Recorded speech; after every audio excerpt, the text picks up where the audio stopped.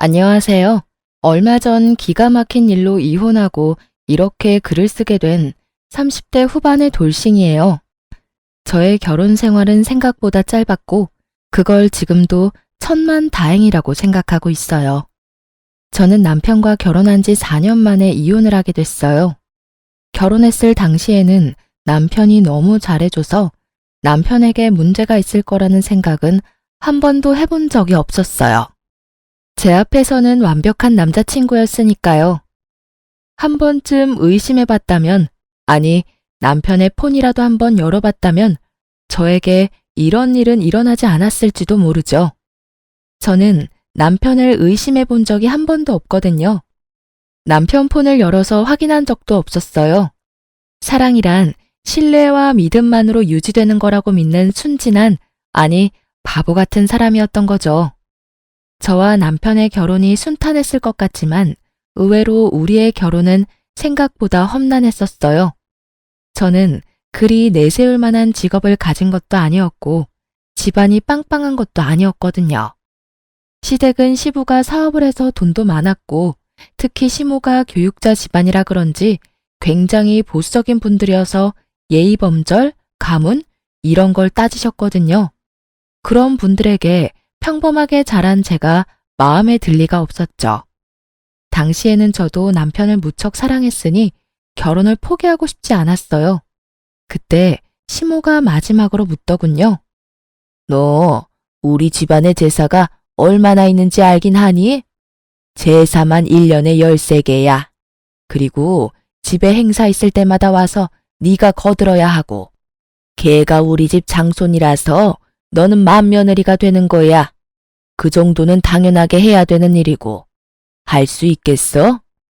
솔직히 저희 집에서도 제사는 지냈었고 바쁜 어머니 때문에 제가 제사 준비한 적도 많았거든요.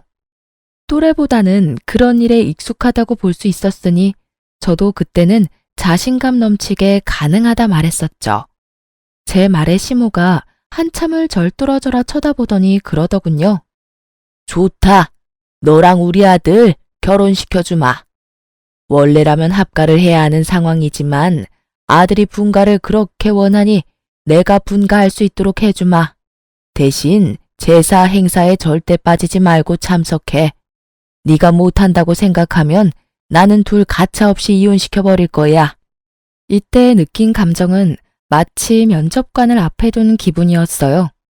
며느리 면접을 하면 이런 느낌일까요? 결국 저는 그렇게 시모의 요구에 알겠다고 답했고 그렇게 저와 남편은 결혼을 할 수 있게 됐어요. 그리고 시모는 분가를 하는 저희의 신혼집 전세금을 모두 빌려주셨어요. 그리고 행복한 결혼은 악몽의 시작이 되었죠. 시댁 재산은 생각보다 컸고 많았어요.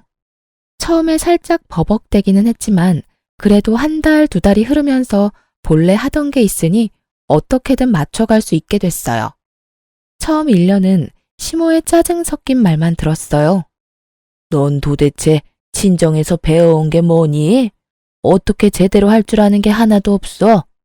너희 부모님도 참 대단하시네. 이런 것도 모르는 애를 결혼시킬 배짱이 어딨어? 저의 실패나 서투름은 곧장 친정 부모님을 향한 모진말로 돌아왔고 그런 말을 듣지 않기 위해 정말 애 많이 썼어요. 2년 차에는 필사적이었던 만큼 더 잘해낼 수 있었어요. 그런데 그마저도 시모 마음에는 들지 않았나 봐요. 네가 들어온 지 2년이 되는데 여태껏 나한테 물어보면 어떡하니? 네가 알아서 해야 할 거 아니야. 그리고 언제까지 내가 준비를 다 해줘야 하니? 이제부터는 알아서 네가 준비도 하고 음식도 해야지. 맞는 말이라고 일리 있는 말이라고 생각은 했어요. 그런데 정말 버티지 못하겠다고 생각한 건 좋은 말 한마디 안 해주는 시모와 남편 때문이었어요. 노력은 어느새 당연한 게 되고 그 당연한 걸 조금이라도 못하게 되면 질책이 날아왔죠. 이 시기에 저는 채찍질만 당하는 말 같은 존재였어요. 언제까지 노력해야 하나, 언제쯤이면 며느리로 인정해줄까 하는 생각이 들었었죠. 게다가 시모의 동행이나 일 요구가 심해지자 어쩔 수 없이 다니고 있던 직장까지 그만뒀어요. 시모가 한 달 용돈을 줄 테니 일을 그만두고 시댁 일에 전념하라고 했었거든요. 일을 하면서는 도저히 시모의 요구를 만족시킬 수 없어서 일을 그만뒀지만 마음속으로는 너무 아까웠어요. 하지만 남편과의 결혼 생활 유지를 위해서는 제가 시댁에 잘할 수밖에 없다는 생각으로 시댁에 전념했었죠. 제사나 행사만큼 많이 불렸던 건 손님들 대접할 때였어요. 아버님은 사업을 하시니 만나는 분들이 많았어요. 그런 분들을 집으로 초대하면 항상 제가 불려가서 음식도 하고 청소도 하고 했었어요. 제가 일을 잘하면 잘할수록 일이 늘어나는 신기한 상황이 된 거죠. 3년 차쯤 됐을 때 시모는 손가락 하나, 턱짓 한 번으로 사람을 부려먹을 정도가 되어 있었으니까요.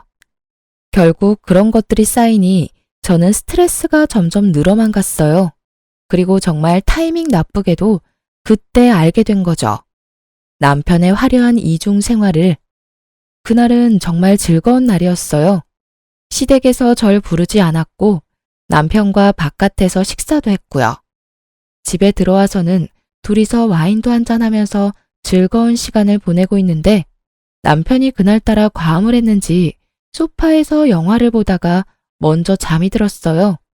저는 남편에게 이불을 덮어주고 침대로 가려고 했어요.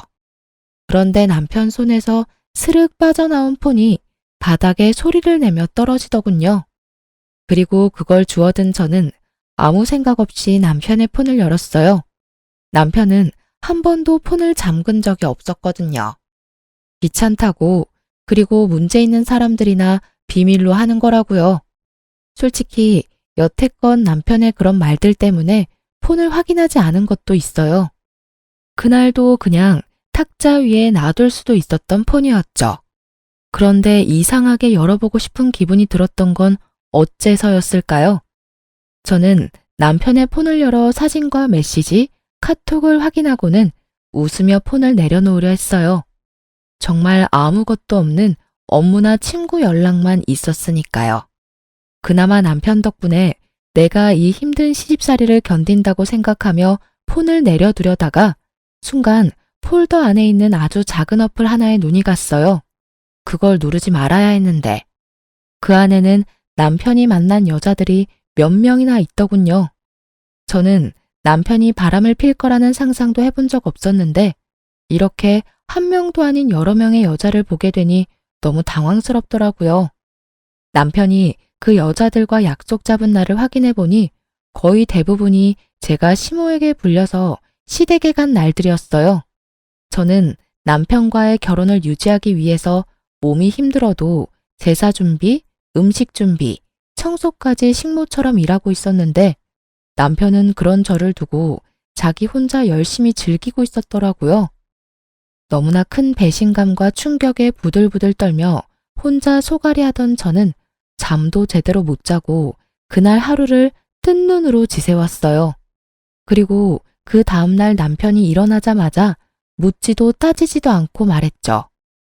나랑 이혼해줘. 자다 깬 남편 얼굴이 당황스러움으로 바뀌더군요. 그럴 수밖에요. 제가 장난으로라도 헤어지자거나 이혼하자는 말은 한 적이 없었거든요. 연애를 하고 있는 동안에도요.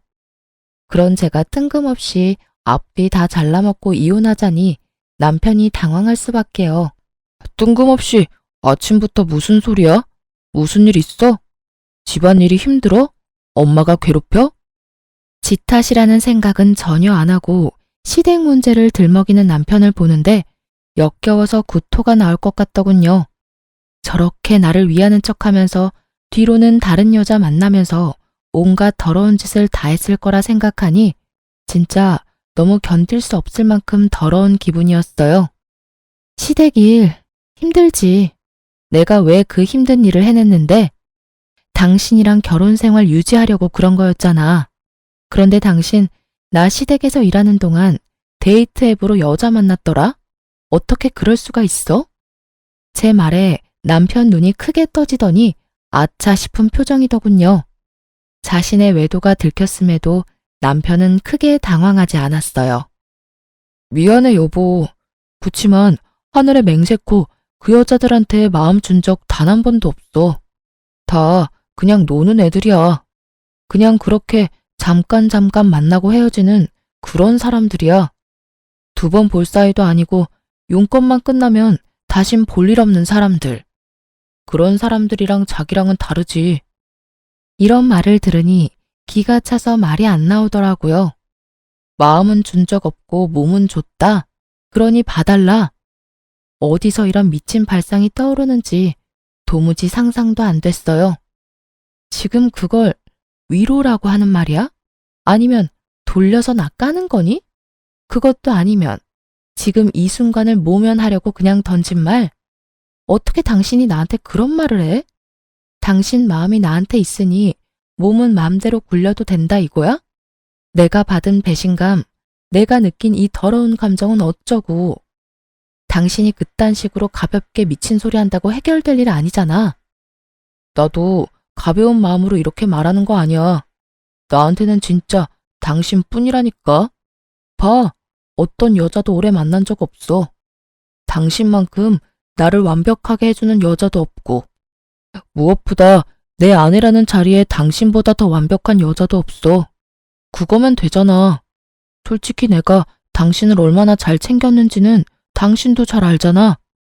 서프라이즈도 자주 해줘. 당신 위해서 선물도 많이 해줘. 당신 집에 있을 때는 다른 곳에 가지도 않고 당신한테 오잖아. 이 정도면 내 마음을 의심하는 것도 이상하지 않아? 난 정말로 당신뿐이야. 다른 여자들 신경 쓸 것 하나도 없어. 그 여자들은 그냥 노는데 필요한 것들이니까. 남편 말대로 남편이 저와 있는 동안만은 잘해줬으니 저도 의심하지 않았었죠. 그런데 그런 저에게 남편이 이런 짓을 하다니. 그만해. 더 이상 듣고 싶지 않아. 당신의 사랑이 이런 가벼운 것인 줄 알았으면 당신이랑 결혼조차 생각 안 했을 거야. 서프라이즈, 선물을 많이 해주면 바람 펴도 되는 거야? 나하고 있는 시간에만 충실하면 내가 없는 시간에는 다른 여자 만나는 게 당연한 거냐고. 여보, 나는 지금 이 상태에서 벗어나고 싶지는 않아. 당신처럼 완벽한 아내이자 며느리는 찾기 힘들잖아. 요즘에 누가 제사를 그만큼 지내고 시댁 일에 헌신을 다해? 어딜 찾아봐도 당신뿐이야. 당신이 있으니 우리가 이렇게 잘 사는 거고. 부모님 도움 받아가며 편하게 사는 거잖아. 내가 시댁 일에 헌신할수록 제 지가 빵빵해지고 쉬는 날 많아지니 이 상태를 유지하고 싶다는 말을 빙빙 돌려 말하는 남편놈도 역겨웠어요. 저를 시댁에 대한 방패로 세워두고 혼자 열심히 즐길 생각으로 가득 차 보였으니 말이죠. 반성을 하고 미안한 마음을 가진 인간의 말이 아니었어요. 됐어. 당신 말 듣고 싶지 않아. 나는 그냥 이혼하고 싶어. 당신이랑 이렇게 말하고 있는 지금도 기분이 너무 더럽고 귀가 썩어가는 기분이야. 이혼해. 여보, 미안하다니까. 한 번이잖아. 딱 한 번 걸렸잖아. 그렇게 바로 나랑 이혼하겠다고 하면 내가 뭐가 돼? 나도 반성할 기회를 줘. 몇 달간만이라도 유예를 줘. 그래야 내가 반성하고 있는지 당신도 알 거 아냐. 그딴 말 귀에 들어오지도 않았어요. 남편은 다시 이야기하자며 저를 달랬지만 전혀 달래지지 않은 채였죠. 배신감과 분노로 머리가 어떻게 되는 것 같았거든요. 게다가 그날 시모가 저를 불렀어요. 아가씨의 결혼식에 입을 한복을 보러 갔는데 저에게 같이 가자고 하셨거든요. 그런 일 정도는 아가씨와 함께 갔으면 좋았을 테지만 시모는 악착같이 저를 데리고 다니려고 했어요.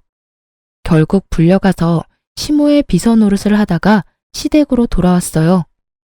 마음이 안 좋으니 내내 한숨만 나왔고 그 모습을 보던 시모가 제게 한마디 하더라고요.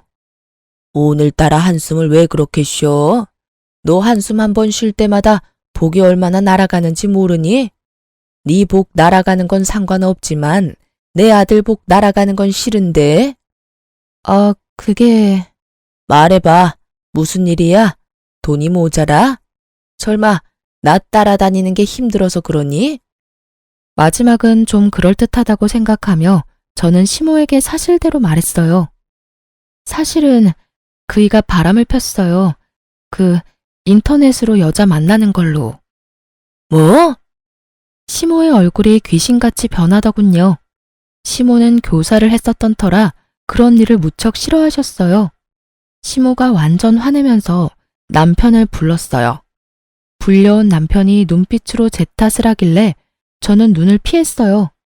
엄연히 잘못한 건 남편이니까요. 너 며느리 두고 바람 폈어? 어머니, 그런 거 아니에요. 그냥 한 번만 만난 것뿐인데 이 사람이 너무 과하게 생각하는 거예요. 거짓말하지 마. 거기는 여자 목록만도 여럿이야. 한 번만 만났겠지. 여러 명을 한 번씩 만났으니까 잘못이 없다고 말할 거야? 우리끼리 이야기하자고 했는데 왜 어머니한테 말한 거야? 남편의 푸념에 시모가 큰 소리 치더군요. 그만. 둘 다 어른을 앞에 두고 이게 무슨 짓이야? 그리고 네 행동에 이 엄마 아빠의 명예가 걸려 있다고 내가 몇 번을 말했어. 여자를 만날 거면 조용히 뒤탈 없는 여자로 만나. 너 때문에 아버지 사업에 문제 일으키면 우리가 주던 지원은 다 끊을 거다.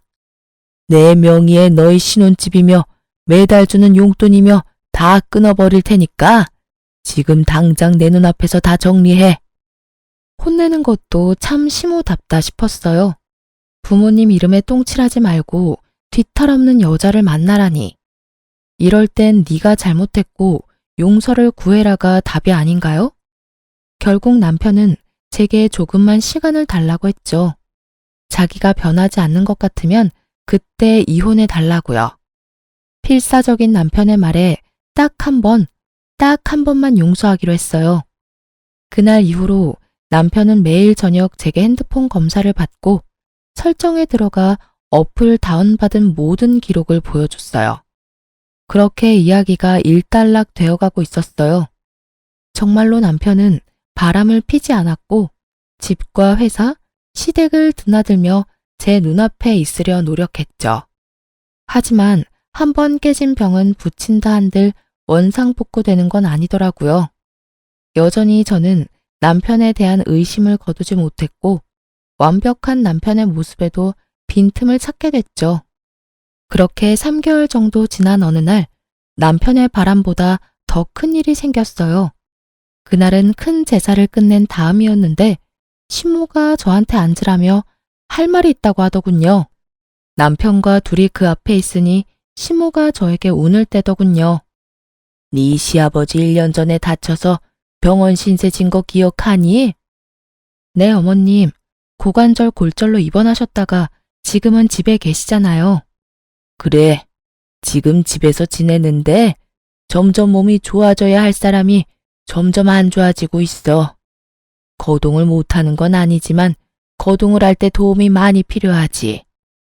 여태 나랑 네 신우가 움직이는 거 도와줬는데 이제는 네 신우도 결혼하고 나면 여기 못 올 거고 나도 늙어서 힘을 못 쓰니 네가 들어와서 네 시아버지 수발을 좀 들었으면 좋겠구나. 저는 너무 당황했어요. 갑작스러운 합가 이야기에다가 시부 수발까지 들라는 말에 정신이 없었죠. 솔직히 그 집안의 제사와 행사만 도맡아 해도 일이 힘들고 바쁜데 그 와중에 아픈 시부 수발까지 지금의 스트레스보다 몇 배나 더 힘들어질 게 불보듯 뻔했어요. 시모는 언제 어디서나 저의 행동과 말을 관찰하고 검사할 테고 남편은 남편대로 이 집에 들어오면 다시 밖으로 놔둘 게 분명했죠. 어머님, 아버님 상태가 안 좋아지신 거면 병원을 다시 가보셔야 되지 않을까요?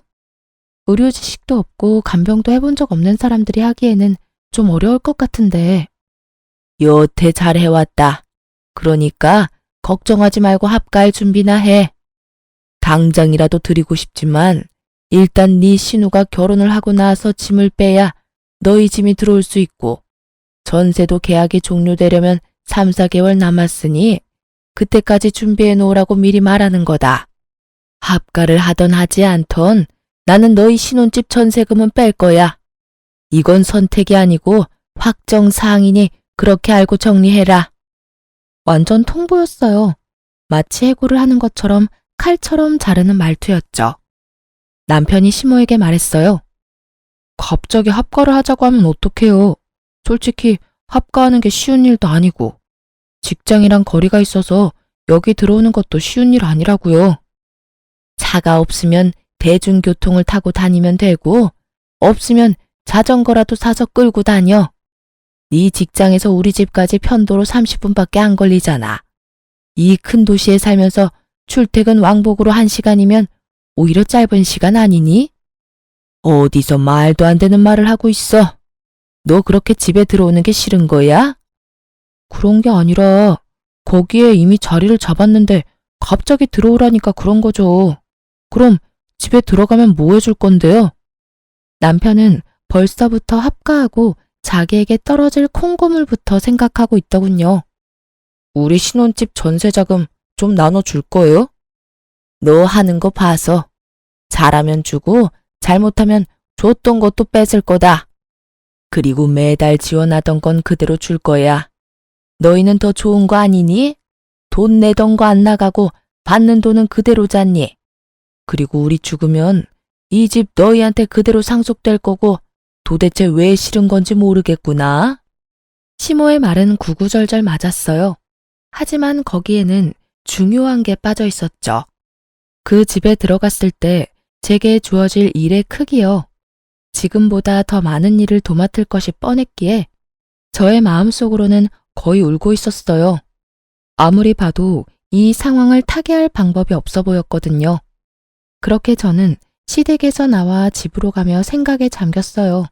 이 일을 어찌해야 할까 남편과 상의해 볼까 싶었지만 남편은 이미 들어가기로 마음을 굳힌 듯 보였어요. 전세금이 탐나서 그랬겠죠. 저는 그날부터 어떻게 시모의 합가를 거절할까 하고 생각하기 시작했어요. 좋은 방법이 떠오르지 않던 그때 남편이 다시 다른 여자를 만나는 걸 목격했어요. 이번에는 공교롭게도 제가 직접 보게 된 거였죠. 남편과 밖에서 식사를 하고 남편은 약속이 있어서 그대로 시내에 있기로 했고 저는 집으로 돌아왔어요. 그런데 돌아오던 도중에 남편이 제 핸드백에 지갑을 넣어놓은 걸 깜빡해서 남편에게 갖다 주려고 다시 남편이 있던 곳으로 갔거든요. 그때 보게 됐어요. 상간녀를 말이죠. 두 사람이 팔짱 끼고 걸어가는데 한두 번 만난 느낌이 아니었어요. 저번처럼 일회성인가 싶었는데 전혀 아니었어요. 그 친밀감이 생각 이상이라서 제 쪽이 더 당황했어요. 설마 하며 사람을 시켜 그 여자에 대해 알아봤는데 남편은 제가 조사한 기간 동안 몇 번이나 그 여자를 만나더라고요. 결국 남편의 불륜을 알게 되니 정신이 번쩍 들더군요. 제가 시댁 일로 정신 못 차리고 휘둘리는 사이에 남편 놈은 또 저 몰래 사람을 만나는 거였어요. 그것도 이번에는 저번과는 다르게 여러 번을요. 시댁에 대한 스트레스, 남편에 대한 분노, 이런 것들이 뒤죽박죽 되기 시작하면서 저는 제대로 된 판단을 할 수 없을 정도였어요. 그 감정들이 저를 삼켜버린 것 같은 기분이 들었거든요. 상간녀의 전화번호를 알아내 그 여자에게 나오라고 만나서 이야기하자고 했어요. 그 여자도 순순히 저를 만나러 나왔어요. 당신 지금 만나고 있는 남자, 제 남편이에요. 모르시고 있는 것 같아서 알려드려요. 이대로 만나면 두 사람 불륜이고 당신 상간녀 되는 거예요. 제가 왜 헤어져요? 뭔가 착각하고 있는 것 같은데 그 사람 나 좋아서 만나는 거예요. 저도 그 사람 좋아서 만나는 거고요. 그러면 좋아하지 않는 사람은 정리해야 하는 게 맞는 거 아닌가요? 그렇지 않아도 그 사람이 와이프 곧 정리하겠다고 했어요. 전 그 이야기만 믿고 있어요. 당신이 하는 말 들을 필요 없을 것 같은데요? 이보세요. 당신 이대로 내 남편 만나면 상간녀 되는 거예요. 그렇게 살고 싶어요? 어떻게 남의 남자 뺏어가고는 이렇게 뻔뻔할 만큼 당당해요. 불륜도 뭐 사랑이라고 말하고 싶은가 본데 아무리 치장해도 당신이랑 남편 사이는 더러운 불륜 그 이상도 그 이하도 아니야. 더럽다 그러는데 그쪽이야말로 더 역겹지. 서류상으로만 아니지. 그 사람이 당신 사랑하는 걸로 착각하나 본데 그거 사랑 아니야. 나한테 다 이야기해줬거든? 시댁 지원 받으려면 완벽한 며느리가 필요하대서 들인 아내라고. 그래서 금이야 오기야 열심히 치장해주는 거라고 하던데? 아무것도 모르는 게 누군데 지금 여기서 큰 소리야? 저는 그 이야기에 정말 주저앉고 싶을 정도로 충격받았어요. 어렴풋이, 아니 사실은 느끼고 있었어요. 남편이 저를 그럴 용도로 사용하는 게 아닌가 하고, 저를 시댁에 보내놓고 시댁에 비위를 맞춰 지원을 받으려는 그런 용도, 그저 완벽한 며느리. 제 용도가 그것뿐이라면 제가 굳이 여기 매달려 있을 필요는 없잖아요. 저는 상간녀 눈앞에서 남편에게 전화해서 당장 여기로 오라고 했어요. 남편은 죄책감이라고는 전혀 없는 얼굴로 나타났죠. 당신이 어떻게 나한테 이래? 저번에 분명히 다른 여자와 만나지 않겠다고 약속하지 않았어? 어디까지 나를 비참하게 만들어야 속이 시원하니? 도대체 나는 당신한테 뭐였어? 당신은 완벽한 아내이자 우리 집 며느리였잖아. 당신 덕분에 일이 잘 풀린 것도 많았고, 그래서 미안하게 생각해. 나 때문에 이런 일이 벌어져서. 그래도 나는 내 마음 속이는 일은 못해. 당신한테는 미안하지만 이 여자랑 같이 살고 싶어. 그래서 만남 지속한 거고. 야, 이 나쁜 놈아. 네가 어떻게... 와, 진짜 너무 열받아서 욕도 안 나와. 네가 사람 새끼는 맞아? 짐승 같은 새끼. 내가 여태껏 어떤 마음으로 시댁과 당신한테 했는데 내 뒤통수를 이렇게 때릴 수가 있어? 당신이 나 없이 잘 해낼 수 있을 거라고 생각해? 당신 없으면 뭐가 어떻게 되는데? 이 여자 웃기네. 당신이 와이프라고 뭐라도 된 것처럼 행동하는데 나라고 당신이 하는 일을 왜 못하겠어? 여기서 미친 짓 그만하고 그냥 깨끗하게 헤어져. 그게 훨씬 덜 비참할걸? 상간녀의 그 말에 저는 한바탕 퍼부어 주려다가 언뜻 그런 생각이 들었어요. 이렇게 비참하게 내가 살아야 하는 건가? 이 남자에게 매달려 본처 자리를 꿰고 있어도 나한테 돌아오는 건 아무것도 없지 않을까 하고요. 시모가 나를 마음에 두는 건 그저 내가 하는 일을 잘하는 식모라서 그렇고, 실제로는 나를 딸처럼 생각하는 건 아닐 거잖아요. 그런 사람을 위해서 내가 이 남자의 이런 여성 편력을 견디며 살아갈 수 있을까 하는 생각이 들었어요. 그러자 정신이 번쩍 들었어요.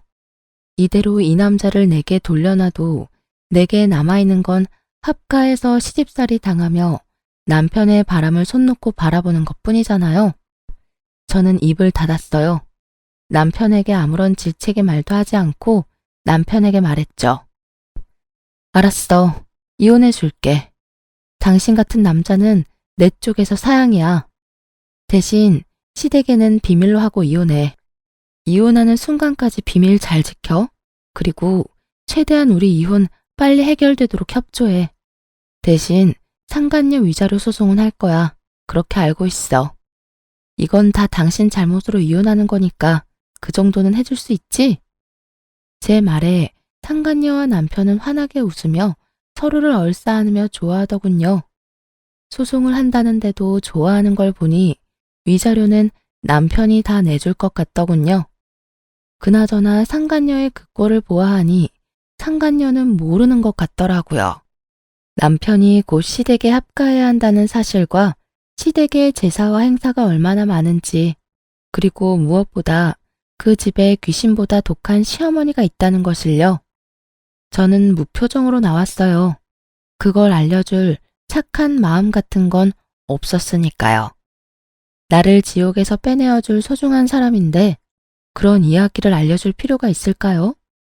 지금의 행복을 만끽하도록 두는 게 좋겠죠. 다음에 있을 지옥이 그래야 더 고통스러울 테니까요. 그런 생각을 하고도 흠칫 놀랐어요. 그렇지만 남편의 불륜으로 이혼하는 여자들은 거의 대부분이 이런 마음일 거예요. 저만 그런 게 아니란 걸 알고서는 마음이 도리어 편해졌죠.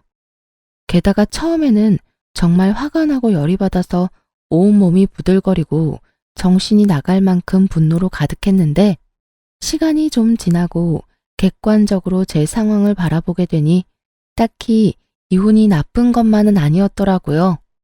남편의 불륜으로 비참해진 마음은 이혼을 함과 동시에 너무도 편안해졌으니까요. 게다가 시댁에 신경 쓰지 않아도 된다는 건 너무나 다행스럽고 행복한 미래였죠. 그리고 이혼 숙려 기간 동안 저는 아주 바쁘게 살았어요. 시댁에는 숨겨야 했기에 이혼이 완벽하게 되기 전까지는 어쨌든 시댁 일을 도와야 했거든요. 게다가 합가를 위한, 아니 상간녀의 시댁 합가 때문에 제 짐들은 미리 빼둬야 해서 바빴어요. 그러면서 직장에 취직이 확정되었고 드디어 법적으로도 서류상으로도 완벽하게 이혼이 되었어요. 싱글이 된 첫날 저는 이미 빼둔 짐을 미리 구해놓은 전셋집에 옮겨두고 자유를 즐기고 있었어요. 사실 이혼이 완료된 날 다음 날은 시댁 제사가 있는 날이었어요. 이혼을 했으니 갈 필요도 없어 새로 구한 집에서 혼자 뒹굴거리고 있었죠. 그런데 시모에게서 전화가 왔더군요. 너 대체 어디야? 도대체 이게 다 무슨 일이고? 지금 당장 우리 집으로 와. 여기 지금 네 남편 애인 데리고 와 있어. 나한테 설명해. 어머님, 죄송한데 이미 저희 이혼해서 남이에요. 이야기 들으실 거면 아드님한테 들으시는 게 낫지 않을까요? 뭐? 이혼을 했다고? 이혼해도 숙려기간이라는 게 있잖아. 너희 그거 아니니? 그 기간도 이미 다 끝나서 저희 진짜 서류상으로도 남남이에요. 그러니까. 아이고, 이게 다 무슨 일이야? 너 지금 당장 우리 집에 와. 와서 설명해. 사실 안 가도 문제는 없었어요. 이제 남이잖아요. 그런데 시모의 모습을 보니 상간녀와 전 남편의 반응이 너무나 신경 쓰이더라고요. 도대체 뭘 어떻게 했길래 시모가 저한테 오라고 전화를 했을까 싶었죠. 그래서 시댁으로 갔어요. 집안에는 상간녀와 전 남편이 가지런히 시모 앞에서 무릎을 꿇고 앉아 있더군요. 시모는 저를 보더니 턱짓으로 들어와 앉으라고 시키더군요. 전 남편 옆에 앉았더니 시모가 물었어요. 너희 왜 이혼했어? 저 남편이 이 여자랑 바람이 났는데 저한테 이혼해달라고 하더라고요. 그 여자 너무 좋아한대요. 게다가 이 여자도 저한테 이혼해달라고 요구했고요. 넌 본처잖니? 그런 애가 그렇게 쉽게 이혼을 해주면 어떡해? 어머님, 이 사람이 좋다고 하는데 제가 막을 수 있을 리가 없잖아요. 그리고 저는 사랑 없는 결혼은 못해요. 제가 결혼할 때도 말씀드렸지만 저는 저 사람이 절 사랑하는 동안에는 뭐든 할 수 있다고 했잖아요. 그런데 절 사랑하지 않는다니 제가 무슨 할 말이 있겠어요? 본처가 다 뭔데요? 그렇게 자존심 세우고 앉아있으면서 두 사람 하하호호 즐거워요, 사랑해요 하는 거 보고 있으라고요? 그렇게 살면서 제 정신이 망가지는 걸 가만두느니 그냥 지금 당장은 쪽팔려도 이혼하고 제 살 길 찾아가는 게 낫다고 생각했어요. 이혼이 너희 둘만 하는 거니? 예, 결혼을 할 때 양가 부모님이 함께 했으면 이혼을 할 때도 양가 부모님께 알려야 되는 거 아니야?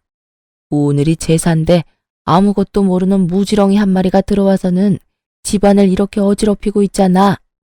너도 데려올 거면 일 잘하는 참한 여자를 데려왔어야 할 거 아니야. 넌 네 처가 여태껏 어떻게 일했는지 보고서도 저런 머리가 꽃받친 여자를 데려와? 어머니, 말씀 좀. 이 사람 저랑 재혼할 사람이에요.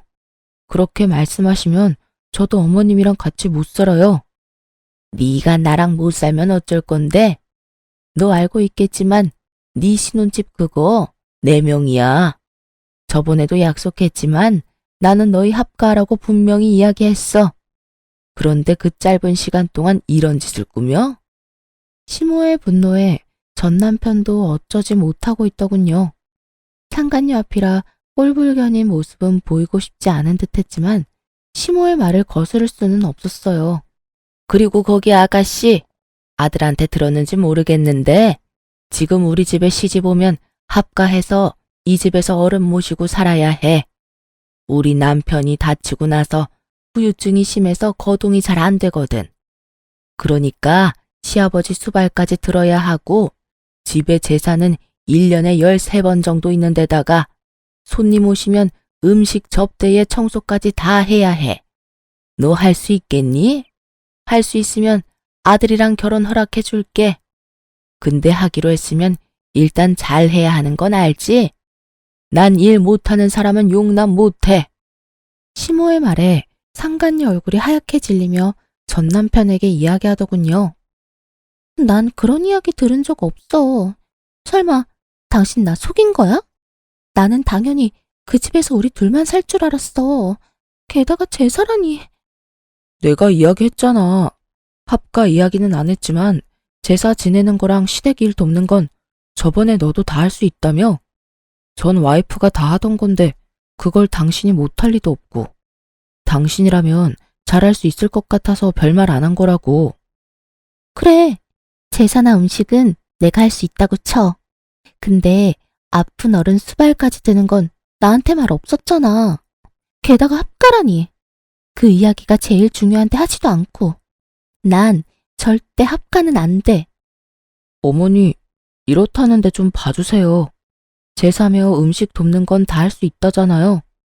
저도 아직 합가는 하고 싶은 마음이 없고 솔직히 사람 쓰면 될 일을 어머니가 어거지로 하고 있으니까 이런 일이 벌어지는 거잖아요. 이 사람 생각해서라도 사람을 쓰던지 요양원을 보내는 게 맞잖아요. 저는 묘한 배신감에 휩싸였어요. 제가 고생하는 걸 다 보고 느꼈으면서도 저와는 결혼 기간 중에는 시모에게 아무 말 없었던 전 남편에게 이미 지난 일이었지만 배신감을 느꼈죠. 시모는 자신에게 대드는 전 남편을 보더니 무척 엄한 얼굴로 말했어요. 합가하기 싫으면 따로 나가 살아. 너희 돈으로. 나는 절대로 분가에는 돈 못 대준다. 그리고 합가해서 살지 않으면 너희한테 지원하던 것도 다 끊을 거고 상속도 없을 줄 알아. 네가 믿지 못할 수도 있을 것 같으니 일단 네가 쓰는 카드부터 정지하마. 결국 그렇게 카드까지 정지 먹은 전 남편은 모아놓은 돈이 없어서 상간녀와 함께 울며 겨자 먹기로 시댁에 합가하기로 했더라고요. 좀 전에 느낀 배신감이 순식간에 사라질 만큼 상간녀와 남편의 실망한 얼굴이 너무 좋았어요. 그럼요. 제 가슴에 못을 박고 자기들끼리만 좋은 건 불공평하잖아요. 저는 그 집에서 나왔고 전 남편과 상간녀에게 위자료를 꼬박꼬박 받고 있었어요. 그리고 4개월쯤 지났나? 일하고 있는데 전 남편에게서 연락이 왔더군요. 전화를 안 받았더니 문자 카톡까지 남기고 다 무시했더니 결국은 친정어머니에게 연락하는 바람에 전 남편과 만났어요. 무슨 일로 나 보자고 했어? 난 당신하고 할 말 없어. 일도 바쁘고. 직장 구했어? 당연하지. 여태껏 당신네 집일 도와준답시고 일 안 한 거야. 그때는 돈도 받고 있었으니까 할 필요도 없었고. 그런데 무슨 일로 보자고 한 건데? 당신 혹시 나한테 돌아올 생각 없어? 여태껏 혼자잖아. 갑자기 이런 무슨 정신 나간 소리인가 싶어서 전 남편의 얼굴을 빤히 쳐다봤어요. 어디 아파? 왜 그런 무서운 소리를 해? 그 재혼한 여자는? 그 여자랑은 이혼했어. 이혼? 결혼한 지 얼마나 됐다고? 나 때문에 헤어진 건 아니야. 우리 본가랑 잘 안 맞아서 어머니 일 시키는 게 힘들었나 보더라고. 그래서 가만히 생각해보니 네가 참 힘들었겠다 싶기도 하고. 그런 마음 드니까 미안함과 동시에 내가 좀 더 잘해줬어야 했다는 후회도 들고 그렇더라고. 제대로 된 말을 하는 놈이 아닌데 수상했죠. 그래서 더 집요하게 물어봤어요. 헤어졌으면 다른 여자 찾으면 되잖아. 굳이 헤어진 전 부인을 찾는 거야? 당신이 우리 집 일 도맡아 했잖아. 그렇게 할 줄 아는 사람 없기도 하고. 우리 엄마 성미 맞춰줄 사람도 없고. 그리고 아직도 나는 너를 마음에 두고 있어. 그때 그 여자 때문에 모진 말 하긴 했지만 정말로 당신을 놓을 생각은 없었거든. 거짓말을 줄줄 읊으며 말하는 짐승 새끼를 보니 기가 막혔죠. 헤어져 달라고 난리칠 땐 언제고 이제 와서? 그리고 엄마도 당신이 돌아왔으면 하고 있고 제사도 줄이고 병수발도 안 들어도 된대. 당신이 돌아오기만 하면 다 원하는 대로 들어준대. 분가도 시켜주고. 나도 당신 말고 다른 데는 눈길도 안 줄게. 정말로 약속할게. 그 말을 믿어? 당신도 참 순진해. 그치? 어머님이 정말로 내가 원하는 대로 해주겠다고 해?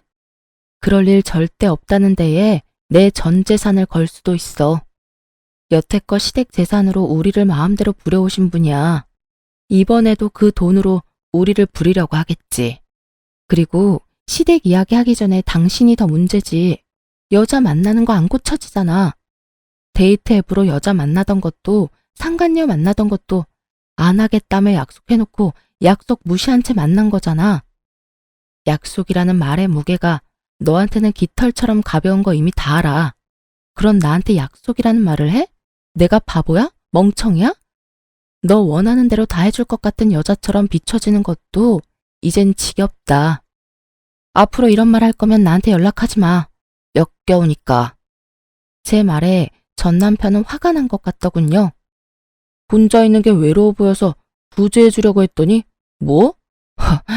그러는 너는 뭐가 그렇게 잘났는데? 잘하는 거라고는 어른들 비위 맞추는 것밖에 없으면서. 너 같은 건 나도 싫어. 엄마가 너 데려와야 지원해 준댔는데 이딴 식이면 나도 그런 거 필요 없어. 잘 됐네. 그게 당신 본심이었어? 내가 어른들 비위를 왜 맞췄는데 너랑 결혼해 보려고 악착같이 그랬던 내가 참 바보 등신이었지. 그리고 한 가지만 알려줄게. 넌 능력도 없는 놈이야. 야, 너 진짜 이딴 식으로 빈정거릴 거야? 그리고 누가 능력이 없대? 너 혹시 우리 엄마한테 연락받았어? 그 이야기 듣고 너 지금 나한테 능력 없다느니 그런 말 하는 거냐고. 갑자기 급발진 걸려 당황하는 전 남편을 보며 저는 의아했어요. 이놈이 왜 이렇게 민감하게 반응하나 싶었는데 나중에 그걸 알게 됐죠. 남편이 제게 왜 다시 돌아오라고 했는지를 시모에게 확실하게 듣게 되면서요. 전 남편이 화내고 간 날 저녁에 시모가 연락이 왔었거든요. 그래, 아들 만났니? 이야기는 잘했어? 어때? 다시 돌아올 생각 있어? 나도 양보 많이 하는 거야. 예전처럼 지내게 해줄 테니까 돌아와. 너도 이혼녀 되는 거 싫잖아. 그 이야기는 없던 걸로 하기로 했어요. 그 사람이 저한테 엄청 화내고 갔거든요. 능력이 없다는 말이 그렇게 싫었나 봐요. 뭐? 아무리 애가 발기부전이라도 그런 말을 하면 어떡하니? 넌 섬세함이라고는 눈 씻고 찾아봐도 없어. 안 그래도 그것 때문에 지금 애가 속상해서 난린데.